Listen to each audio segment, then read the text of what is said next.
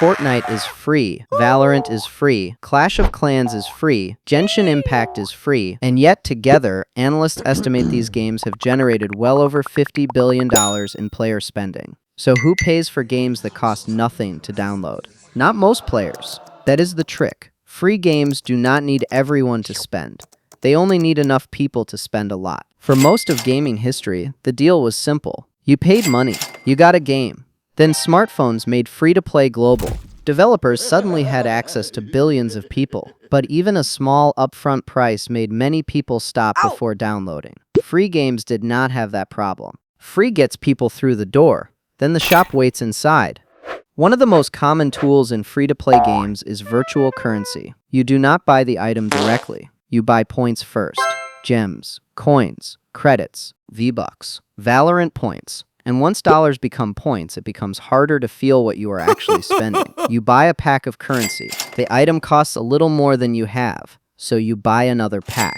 Then you have a small balance left over, too small to use, but too valuable to ignore. You already paid for it. Leaving it there feels like wasting money. So next time, you top it up, and the cycle starts again. The currency has changed shape. The decision has not. Then comes scarcity. Not always scarcity of the item itself, scarcity of time.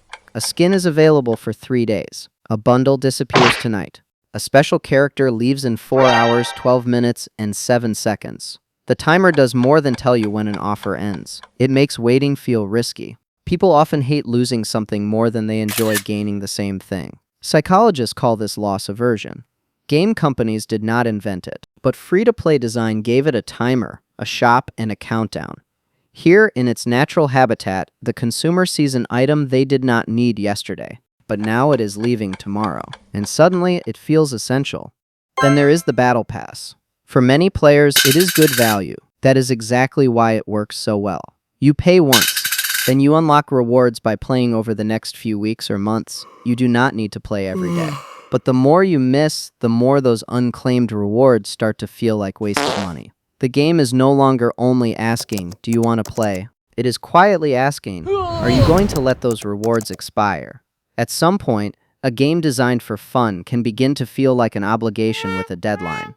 Not because someone forced you to play, because stopping feels like losing something you already paid for. Free-to-play games are also social places, and humans are social animals. Cosmetics usually do not make you better at the game. Everyone knows that, but they can show experience, taste, loyalty, belonging. Sometimes they simply show that you are there. The rare skin says, I played during that season. The expensive bundle says, I care enough to stand out. The limited item says, I got it before it disappeared. You are not only buying pixels, you may be buying recognition. The feeling of not being the default character in a room full of default characters. The people around you may be digital, but the need to belong can still feel very real. And then there is Gacha. In a normal store, you pay for an item and receive the item. In Gacha, you pay for a chance. You pull, you spin, you open, and maybe you get what you wanted. In Genshin Impact, the base chance of getting a 5-star character is 0.6%. There is a protection system called pity. It means that after enough pulls, the game guarantees a high rarity reward. But a featured character can still take up to 180 pulls to guarantee. Buying that much currency directly can cost hundreds of dollars. For one character, in a game with dozens of characters, with new banners and characters arriving regularly.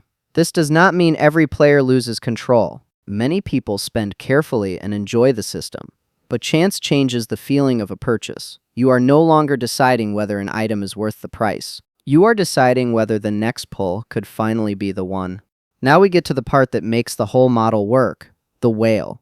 In gaming, a whale is a player who spends an extraordinary amount of money, hundreds, thousands, sometimes tens of thousands of dollars, on a free game. In some mobile game datasets, less than 1% of players generated nearly half of all revenue. That does not mean everyone else is useless. Non-paying players make games feel alive. They fill matches, build communities, create rivalries, bring friends, make the world worth spending money in. Sometimes your role in a free-to-play game is not to be the customer. Sometimes your role is to be the environment someone else pays to inhabit. This model is huge. Mobile games generated roughly $90 billion worldwide in 2023. That is more than the global box office, more than the recorded music industry. And much of it came from games that were free to download. Not every player spends. Most probably do not. But at global scale, small purchases become very large numbers. A $5 bundle, a $10 battle pass, a skin bought at midnight because it leaves the shop tomorrow. One purchase looks small. Millions of them do not. There is an important difference between enjoying a game and feeling unable to stop spending on it. Research has found a link between heavy loot box spending and problem gambling symptoms. That does not mean every spender is addicted, but it does mean the risk is real, especially for people who struggle with impulse control. The same patterns that make spending profitable can also make spending difficult to control. Variable rewards, social pressure, leftover currency, sunk costs, limited time offers. None of these things force a person to buy. They can make buying easier in the moment and harder to step away from afterward.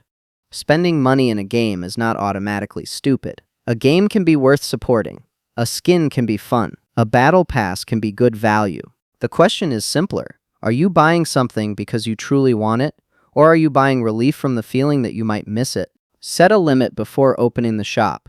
Wait one day before bigger purchases. And remember that a timer is not an emergency. The game is free. Your time is the price. And next time, we will look at how grocery stores use many of the same tricks. Different aisle, same psychology.